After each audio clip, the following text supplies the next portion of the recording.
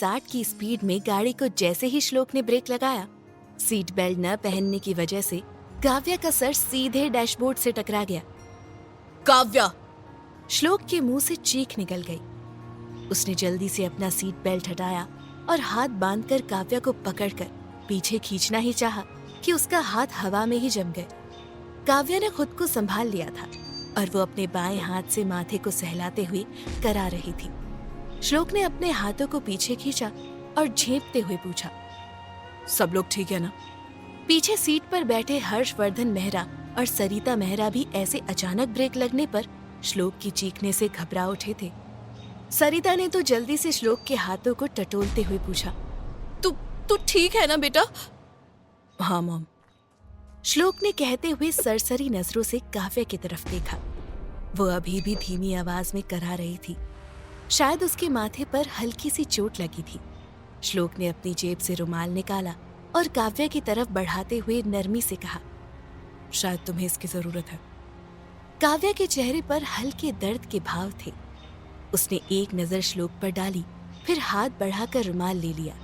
उसके माथे पर हल्का लाल निशान छप चुका था और उसकी चोट में से टीसें उठ रही थी।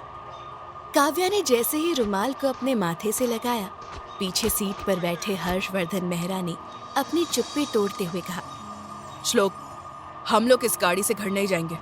मैं अभी ड्राइवर को कहकर दूसरी। हर्षवर्धन मेहरा की बात पूरी होने से पहले ही श्लोक ने जल्दी से टोका, डैड, इट्स ऑल राइट। क्यों किराए के ड्राइवर को बुलाकर जबरदस्ती का खर्चा करवाना है? उसने बोलते हुए हर्षवर्धन मेहरा को चुप रहने का इशारा किया। काव्या भी कंफ्यूज नजरों से दोनों की तरफ देख रही थी, लेकिन शायद सरिता मेहरा को अपने बेटे की ज्यादा ही चिंता थी, इसलिए वो भी बोल पड़ी, सही तो बोल रहे हैं तुम्हारे डैड। सरिता ने काव्या की तरफ गुस्से में घूरते हुए कहा, इस लड़की के चक्कर में आज हम अपने बेटे को खो बैठते। पता नहीं कौन सी मुसीबत गले पड़ गई है। हर्षवर्धन मेहरा ने भी नाराजगी जाहिर करते हुए कहा, मैं तो पहले से ही श्लोक को इस शादी से पीछे हटने के लिए बोल रहा था, लेकिन ये मेरी सुने तब ना। आज गाड़ी तेज स्पीड से चलाने की मांग की है, कल को पता नहीं श्लोक को छत से नीचे कूदने को बोल दे। Mom, dad. श्लोक ने बात संभालने की कोशिश की। अच्छा, आप लोग एक काम करें, पास के मंदिर में चले जाएं।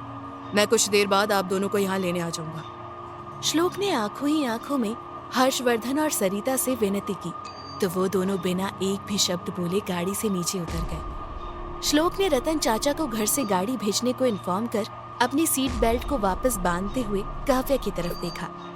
श्लोक को यही लगा था कि काव्या मॉम डैड के ताने सुनकर रुआंसी हो गई होगी, लेकिन उसके उलट उसने बेफिक्री से काव्या को खिड़की से बाहर देखते हुए पाया।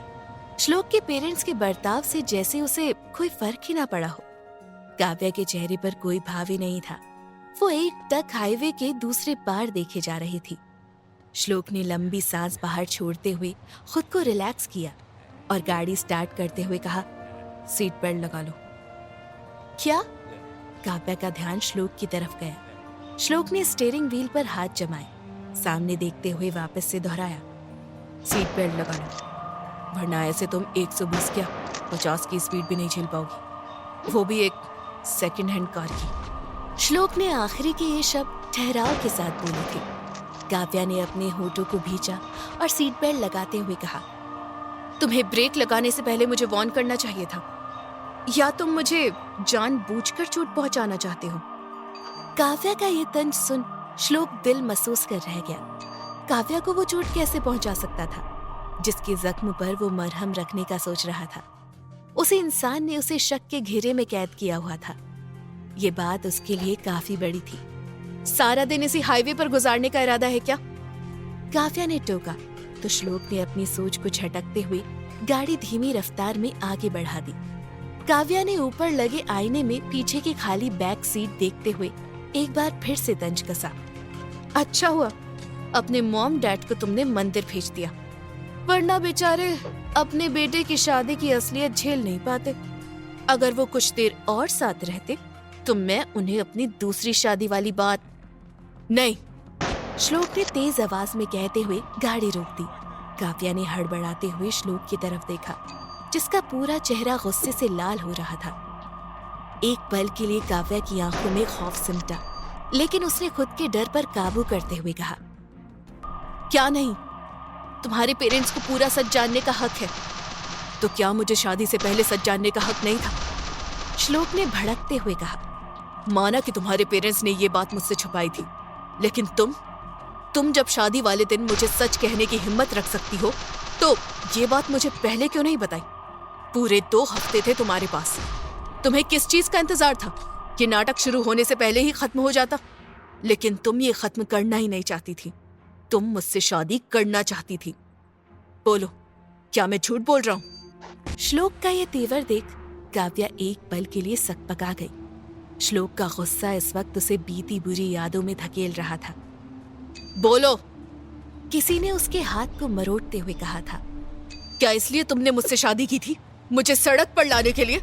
जब तुम्हारे पेरेंट्स को यह बात अच्छे से पता थी कि मैं किस बैकग्राउंड से हूँ, तो फिर उन्होंने तुम्हें खाली हाथ कैसे भेज दिया?